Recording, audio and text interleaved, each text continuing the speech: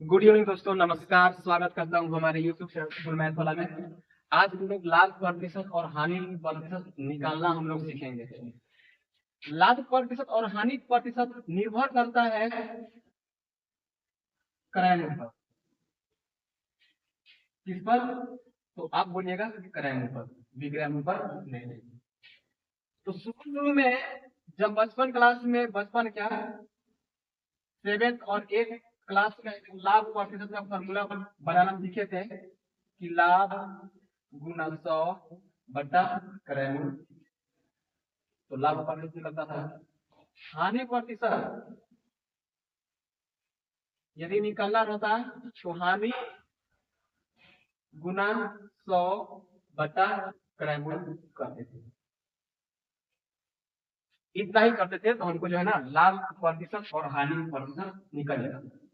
लेकिन समझते हैं इसको कि लाभ प्रतिशत ये कैसे हुआ होगा। लाभ प्रतिशत को हम लाभ गुना 100 बटा क्रय मूल्य क्यों लिख दिए, या फिर हानि प्रतिशत को हम हानि गुना 100 बटा क्रय मूल्य क्यों लिख दिए, समझते हैं। मान लीजिए कोई सामान को हम 10 रुपया में खरीदे हैं, उसको हम 15 में बेचे। तो सिंपल बात है, आप खरीदे हैं 10 में, बेच रहे हैं कितना में? 15 में। तो लाभ हुआ होगा। लाभ कितना होगा?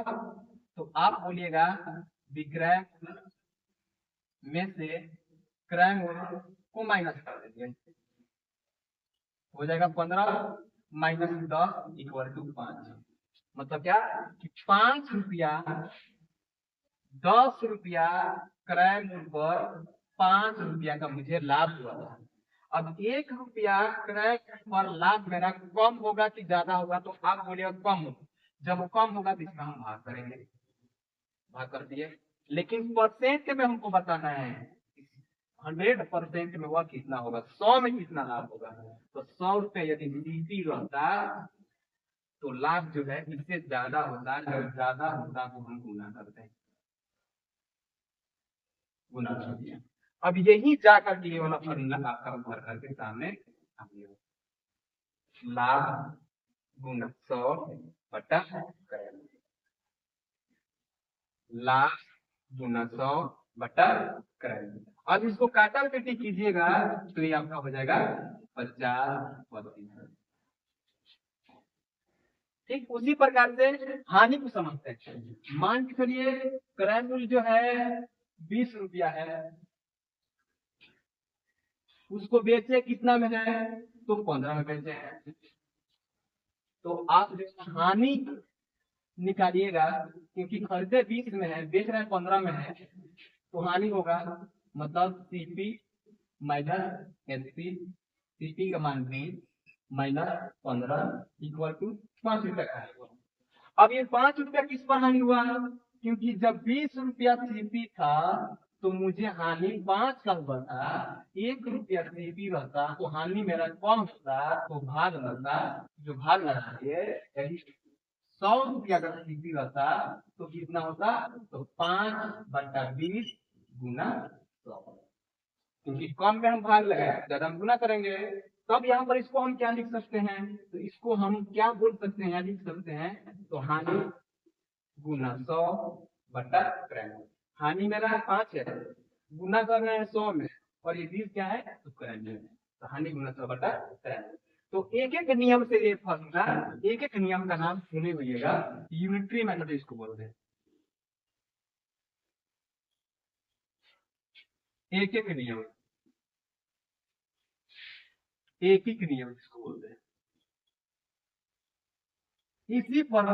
इसी नियम के मदद से हम डायरेक्ट शॉर्ट में इस फॉर्मूला को जानते हैं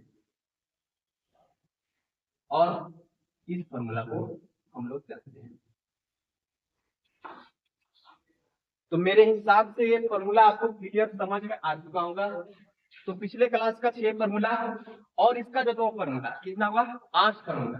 अब इसी 8 फॉर्मूला से क्वेश्चन रहते हैं, हमको प्रैक्टिस करते हुए जाना है और शॉर्ट ट्रिक बनाते जाना है। तब जाके आप जो है ना सफल हो पाइएगा क्वेश्चन पैटर्न कर रहे हैं, नहीं तो असफल रहिएगा। क्योंकि 1 मिनट का क्वेश्चन आप जो है ना 2 मिनट में लिखिएगा तो दिक्कत आपको होगी, हमको नहीं, क्योंकि पेपर में आप बैठिएगा। उम्मीद करता हूँ कि ये बात मुझे समझाने में कोई परेशानी कोई दिक्कत नहीं होगी।